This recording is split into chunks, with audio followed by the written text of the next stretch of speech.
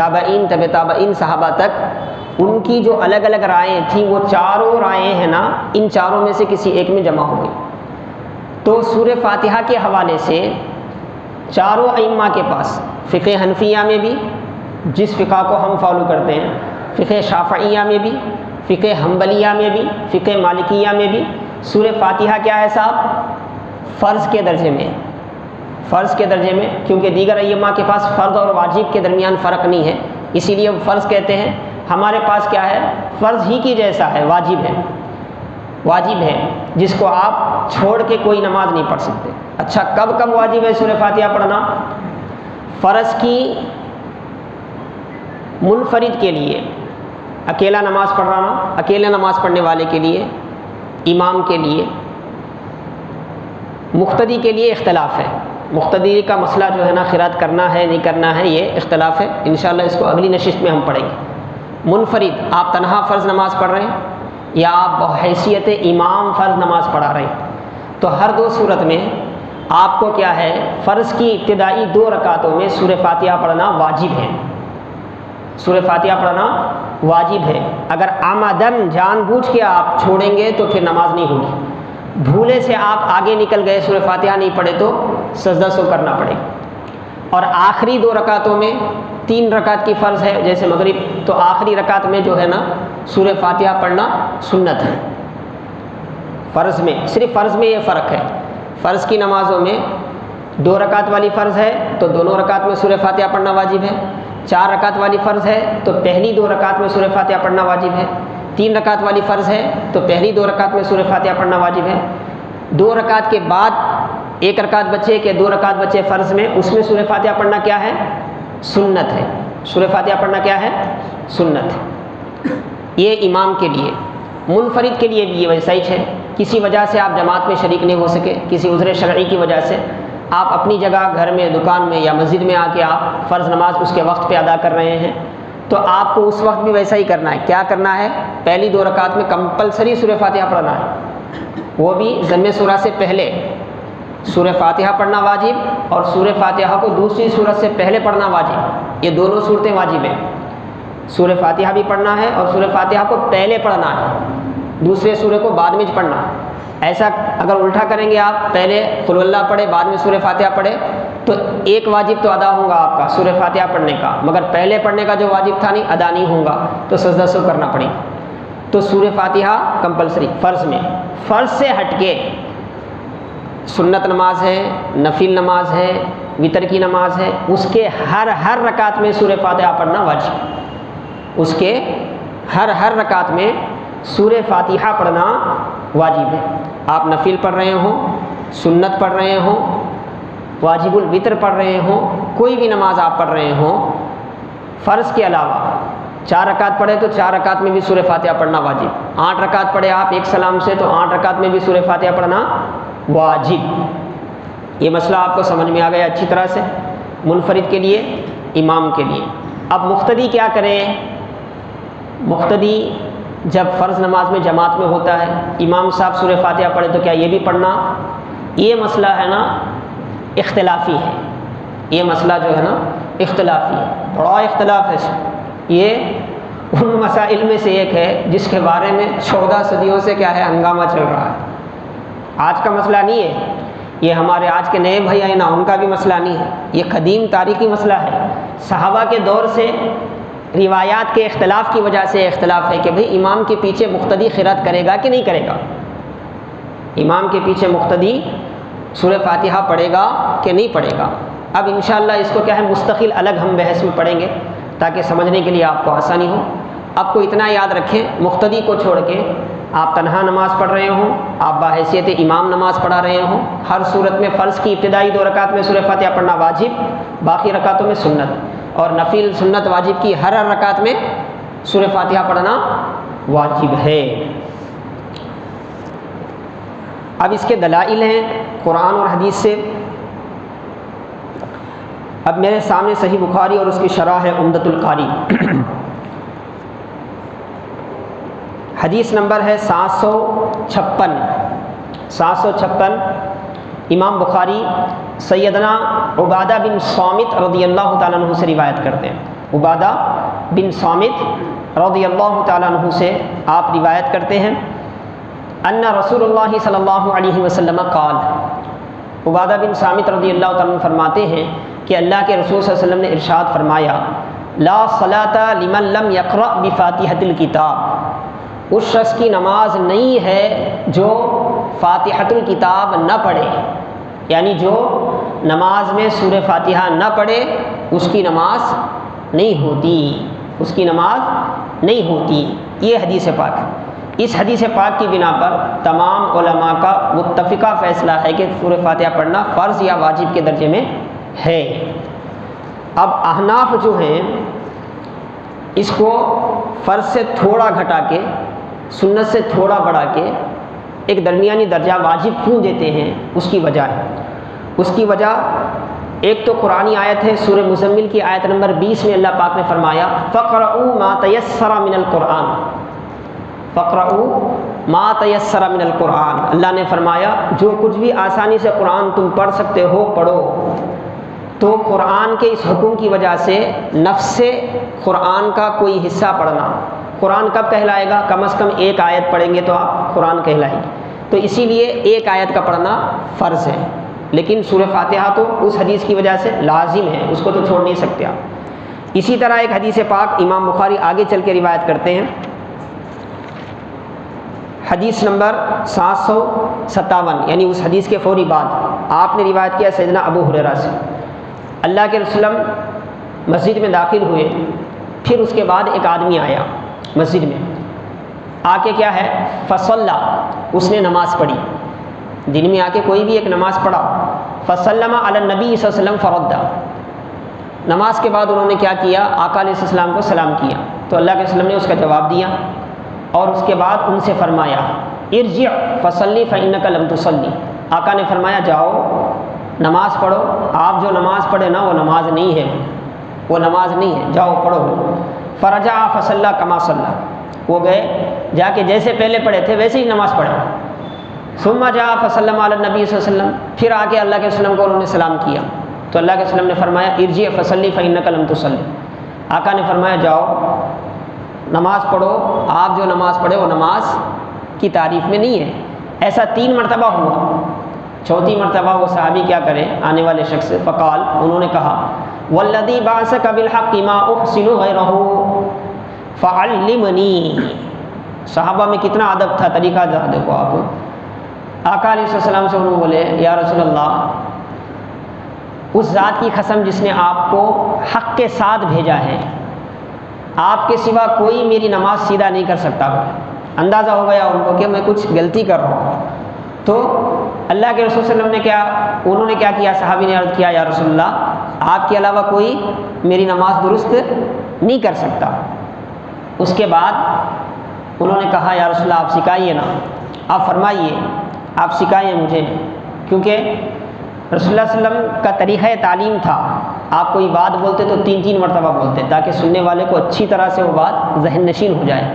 اب یہاں بھی دیکھو چاہے تو بول سکتے تھے اللہ کے رسول میاں تم ایسا ایسا کر رہے ہیں، ایسا نہیں کرنا، ایسا کرنا بول سکتے، ایسا نہیں کیا، 2-3 مرتبہ ان کو پڑھائے، پڑھانے کے بعد اب زندگی میں کبھی غلطی کرتے ہو، ایسی تربیت کرے آقا علیہ السلام، پھر زندگی میں کبھی کیا ہے اس مسئلے میں غلطی نہیں ہوتی ان سے، ورنہ ہم عام طور پہ کوئی غلطی کرتے ہیں، مسئلہ پوچھ لیتے ہیں، یاد کر لیتے ہیں، پھر کبھی جا کے بھول جاتے ہیں۔ عملی طور پہ اللہ کے وسلم نے ان کو کیا ہے سکھایا، تو وہ صحابی بھی بڑے ادب والے تھے، صحابہ پورے ادب والے تھے، محبت والے تھے، انہوں نے عرض کیا یا رسول اللہ آپ سے بڑھ کر کون میری نماز درست کر سکتا ہے، آپ میری نماز درست فرمائیے نا۔ تو اللہ کے وسلم نے اس وقت ارشاد فرمایا، کیا فرمایا، اذا قمت الى الصلاۃ فکبر، جب آپ نماز کے لیے قیام کریں تو کیا کرو، اللہ اکبر کہو، ثم اقرأ ما تیسر معک من القرآن، پھر آقا نے کیا فرمایا، پھر آپ کیا کرو صاحب، جو آسانی سے قرآن پڑھ سکتے ہیں وہ پڑھو۔ تو قرآن کی وہ آیت اس حدیث کی وجہ سے احناف یہ کہتے ہیں کہ بھئی نفس قرأت فرض ہے، مگر سورہ فاتحہ کی اہمیت زیادہ ہے، زندگی بھر رسول اللہ صلی اللہ علیہ وسلم کا معمول رہا، خلفائے راشدین کا معمول رہا، اور وہ حدیث پاک بھی ہے، اللہ کے رسول نے فرمایا کہ نماز مکمل نہیں ہوتی سورہ فاتحہ کے بغیر، اسی لیے کمپلسری سورہ فاتحہ کو کیا ہے واجب قرار دے دیا گیا۔ حدیث پاک سننے آگے بھی کیا ہے، رسول اللہ صلی اللہ علیہ وسلم نے، یہ تو ہمارے مسئلے سے متعلق اتنی روایت تھی، اس کے بعد آقا نے فرمایا ثم ارکع حتی تطمئن راکعا، رکوع کرو مگر اطمینان سے رکوع کرو، ثم ارفع حتی تعدل قائما، پھر رکوع سے اٹھو تو اطمینان سے، ثم اسجد حتی تطمئن ساجدا، پھر سجدہ کرو اطمینان سے، ثم ارفع حتی تطمئن جالسا، پھر اٹھ کے کیا ہے آرام سے بیٹھو، وفعل ذلک فی صلاتک کلھا، تمہاری ساری نمازوں میں اسی طرح ادا کرو، اسی طرح ادا کرو، جلدی جلدی کرنے میں کیا ہے فرض ساقط ہو جائے ایسا مت کرو، آقا علیہ السلام نے سمجھایا۔ تو ان احادیث کی بنا پر فقہاء کرام نے کیا کیا، نماز میں سورہ فاتحہ کو فرض قرار دیا، لازم قرار دیا۔ تو اس سے آپ کو اندازہ ہو گیا ہوگا کہ اب سورہ فاتحہ کی اہمیت کیا ہے، اس کا مقام کیا ہے۔ اب اس کی برکت حدیث پاک کے حوالے سے سنیں آپ، اللہ نے سورہ فاتحہ کا ایک نام سورۃ الصلاۃ رکھا۔ سورہ فاتحہ کا ایک نام کیا ہے صاحب؟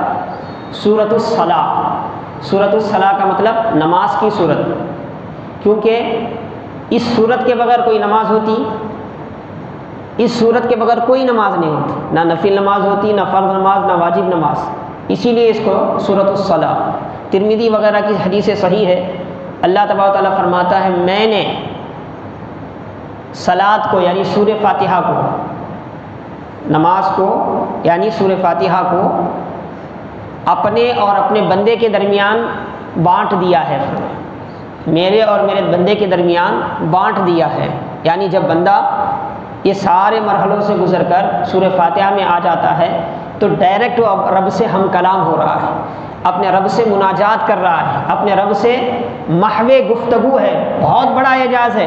اسی لیے نمازی کے سامنے سے گزرنے سے منع کیا گیا، کیونکہ اب وہ ہے اس کا مولا ہے، وہ ہے اس کا پروردگار ہے۔ تو اللہ نے کیا فرمایا، سورہ فاتحہ کو میں نے بندے اور میرے درمیان بانٹ دیا ہے، تقسیم کر دیا ہے۔ اس کے بعد فرمایا الحمدللہ رب العالمین الرحمن الرحیم مالک یوم الدین۔ یہ 3 آیتیں حدیث قدسی ہے، اللہ کے رسول فرماتے ہیں، اللہ فرماتا ہے یہ 3 آیتیں ذکر کر کے اللہ نے فرمایا یہ میرے لیے ہے، یہ کیا ہے میرے لیے، یعنی اس میں پوری اللہ کی حمد و ثنا ہے، تعریف ہے۔ ایاک نعبد و ایاک نستعین، یہ میرے اور میرے بندے کے درمیان ہے، کیونکہ عابد بندہ ہے، معبود جو ہے وہ رب ہے، مستعین مدد حاصل کرنے والا بندہ ہے، جس سے مدد حاصل کی جا رہی ہے وہ ذات اللہ کی ہے۔ تو فرمایا یہ میرے اور میرے بندے کے درمیان۔ اور اس کے بعد اہدنا الصراط المستقیم صراط الذین انعمت علیہم غیر المغضوب علیہم ولا الضالین، یہ جو آیتیں ہیں یہ میرے بندے کے لیے ہیں، یہ میرے بندے کے ہیں۔ پہلے 3 آیتیں اللہ کے لیے یعنی اس کی حمد و ثنا، درمیان کا تعلق جو ہے اللہ اور بندے اور رب سے ہے، اور آخری جو 3 آیتیں ہیں یہ جو ہے میرے بندے کے لیے ہے۔ اس کے بعد آگے چل کے اللہ نے کیا فرمایا، آگے چل کے اللہ تعالیٰ نے فرمایا وَلِعَبْدِي مَا سَأَلَ، یہ جو بڑے اہم جملہ جو حدیث پاک کا ہے، یہ جو آخری 3 آیتیں ہیں یہ میرے بندے کی ہے، یعنی بندے کی طلب ہے، دعا ہے، بندہ اپنے رب سے مانگ رہا ہے، اور اس کے بعد رب فرماتا ہے میرے بندے نے جو مانگا ہے وہ اس کے لیے ملے گا، میرے بندے نے جو مانگا ہے وہ اس کے لیے ملے گا۔ تو سورہ فاتحہ اللہ سے مناجات کرنے کا، اللہ سے کلام کرنے کا، اللہ کی بارگاہ میں حضوری میں حاضر ہو کر گفتگو کرنے کا ایک سب سے اہم ذریعہ ہے، سب سے اہم ذریعہ۔ اسی لیے سورہ فاتحہ کے حوالے سے کہیں بھی اختلاف نہیں ہے۔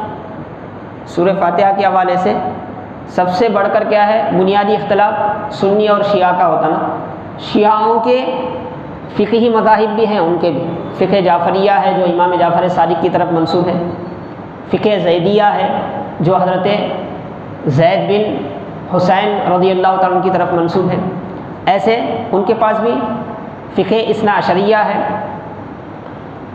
ان فقہ میں بھی یہ کمپلسری ہے سورہ فاتحہ پڑھنا، یعنی شیعوں کے پاس بھی کمپلسری، اہل سنت کے پاس بھی کمپلسری۔ پھر اہل سنت میں جو 4 فقہی نقطہ نظر ہیں، چاروں کے پاس بھی سورہ فاتحہ پڑھنا کمپلسری ہے، کیونکہ سورہ فاتحہ کیا ہے ایک اللہ تعالیٰ کی بارگاہ میں حضوری کا ایک اہم ذریعہ ہے، اہم ذریعہ۔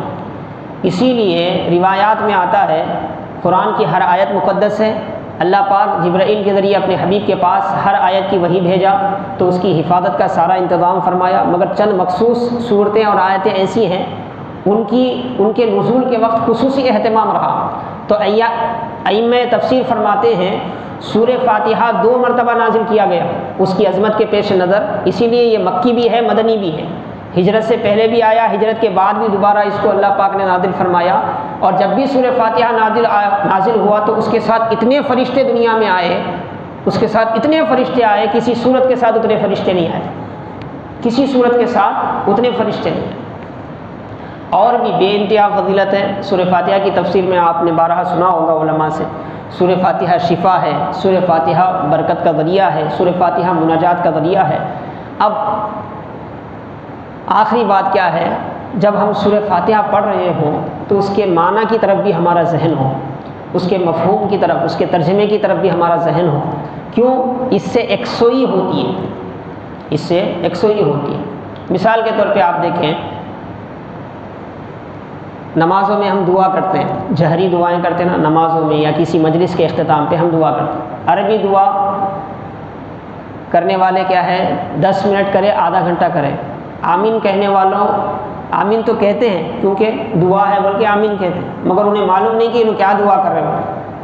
عربی زبان نہیں آنے کی وجہ سے کیا ہوتا، معلوم نہیں ہے کیا دعا کر۔ وہی دعا اگر اردو زبان میں کی جائے تو دعا کے پیچھے آمین بولنے والے کی کیفیت بھی کیا ہے، بدل جاتی ہے، کیونکہ اب وہ معنی سمجھ رہا ہے، اب اسے معلوم ہو رہا ہے کہ مول صاحب اپنے لیے ہمارے لیے کیا مانگ رہے ہیں۔ کسی پہ رونا آتا ہے، کسی پہ کیفیت طاری ہوتی ہے، الگ ذوق پیدا ہوتا ہے۔ کیوں صاحب؟ آپ کو زبان سمجھ آ رہی ہے، آپ کو وہ زبان سمجھ آ رہی ہے۔ اسی لیے نماز جتنا آپ سمجھیں گے اتنا زیادہ آپ کو یکسوئی نصیب ہوگی، اتنا زیادہ کیا ہوگا، آپ کو خشوع عطا ہوگا، اتنا زیادہ کیا ہے آپ کو اس کی باطنی انوار و برکات کا حصہ نصیب ہوگا۔ اب آئیں سورہ فاتحہ کا ترجمہ ایک مرتبہ ذہن نشین کر لیں ہم۔ تفسیر میں نہیں جاتا میں اس کو، ورنہ سورہ فاتحہ کی تفسیر میں علماء نے بہت کچھ لکھا، بہت کچھ لکھا، کئی دن ہم اس کی تفسیر میں پڑھتے رہ سکتے ہیں۔ ہم مختصر عام اس کا جو مفہوم ہے، جامع جو مفہوم ہے، اتنا اپنا ذہن نشین کر لیں تاکہ تب بھی سورہ فاتحہ پڑھیں۔ نفل نماز میں خاص طور پر جب آپ سورہ فاتحہ پڑھتے رہتے ہیں تو مشق کرنا پڑتا ہے ہر چیز کو، مشق کرنے کے بعد عادت ہوتی ہے، مشق کر لینے کے بعد اس کے بعد یہ ضروری نہیں ہے کہ آپ معنی کی طرف غور کر رہے ہیں تو آپ کی نماز 1 گھنٹہ ہوگی، ایسا نہیں ہے۔ مشق ہو گئی تو کیا ہے، نارمل نماز ہو جاتی ہے، نماز بھی پڑھتے رہتے آپ، مفہوم کی طرف بھی آپ کا ذہن رہتا ہے، جس کی وجہ سے آپ کو یکسوئی بھی نصیب ہو جاتی ہے، یکسوئی بھی نصیب ہو جاتی ہے۔ اسی لیے حدیث پاک میں آیا، صحابہ کے بارے میں آتا ہے کہ صحابہ ہے نا نماز پڑھنے میں جلدی کرتے تھے، مطلب دوسروں کی نماز کے مقابلے میں صحابہ کی نماز جلدی ہوتی تھی۔ کیوں؟ کیا وہ خشوع و خضوع والے نہیں تھے؟ بے انتہا خشوع و خضوع والے تھے، مگر انہوں نے پڑھ کے مفہوم بٹھا کے اپنے ذہن میں رسول اللہ صلی اللہ علیہ وسلم کی صحبت کی وجہ سے اتنا مکمل ان کی کیفیت ہو گئی تھی، ان کی وہ نماز بعد والوں کی گھنٹوں کی نماز پہ بھاری تھی۔ اب مفہوم کیا ہے صاحب اس کا؟ سورہ فاتحہ کا آغاز ہوتا ہے الحمدللہ رب العالمین، الحمدللہ رب العالمین، تمام تعریفیں، تمام خوبیاں، حمد و ثنا، جو کمال کا تصور ہمارے ذہن میں آتا ہے، کمال خوبی جتنی بھی ہے وہ ساری خوبیاں کس کے لیے ہے؟ اللہ کے لیے۔ کون ہے اللہ؟ اللہ وہ ذات ہے رب العالمین جو سارے عالموں کا نظام چلا رہا ہے، صرف انسان کا نہیں، صرف جنات کا نہیں، صرف عالم دنیا کا نہیں۔ کتنے عالمین ہیں؟ آج سائنس تحقیق کر کے تھک جا رہی ہے، نئے گوشے اس کے سامنے کھلتے چلے جا رہے ہیں، نئے گوشے اس کے سامنے کھلتے جا رہے ہیں، الگ الگ مخلوق اس کے سامنے آ رہی ہے، اس کو وہ اپنی زبان میں، اپنی اصطلاح میں الگ الگ نام دیتے ہیں، مگر یہ سب رب العالمین کا کرشمہ ہے۔ تو اللہ تبارک و تعالیٰ جیسے وہ عالم انسانیت کا رب ہے، عالم جنات کا رب ہے، عالم ملکوت کا رب ہے، ایسے ہی وہ عالم جبروت کا بھی رب ہے، وہ عالم ناسوت کا بھی رب ہے، وہ عالم ہاہوت کا بھی رب ہے، وہ عالم لاہوت کا بھی رب ہے، بے شمار عوالمین کا وہ رب ہے۔ رب کا مطلب کیا؟ ایسا پروردگار جو مالک بھی ہے، جو خالق بھی ہے، اور اپنے بندوں کی کیفیت کا لحاظ کرتے ہوئے ان کو درجہ بدرجہ نعمتیں عطا فرماتا ہے، ان کو پروان چڑھاتا ہے۔ جیسے ایک پودے کو اگنے کے لیے ہے نا وقت درکار ہے، ایک ہی ساتھ حد سے زیادہ آپ روشنی ڈالیں گے، اس کے اوپر سورج کی روشنی پڑے گی تو یہ تباہ ہو جائے گی۔ بہت زیادہ پانی آیا تو وہ پنپ نہیں سکتا، اگ نہیں سکتا۔ ایسے ہی ہر انسان کا مسئلہ ہے، 6 مہینے تک بچے کو پانی نہیں پلاتے، کیونکہ پانی اس وقت ہے نا اس کی طبیعت کے لیے نقصان دہ ہوتا ہے۔ آپ جائیں ڈاکٹروں کے پاس، 6 مہینے تک بہت کم بچے میں اگر صحت زیادہ ہے تو 6 مہینے سے پہلے پانی پلانے کی اجازت دیتے، ورنہ پانی کا ایک خطرہ ڈالنے نہیں دیتے وہ لوگ۔ کیوں؟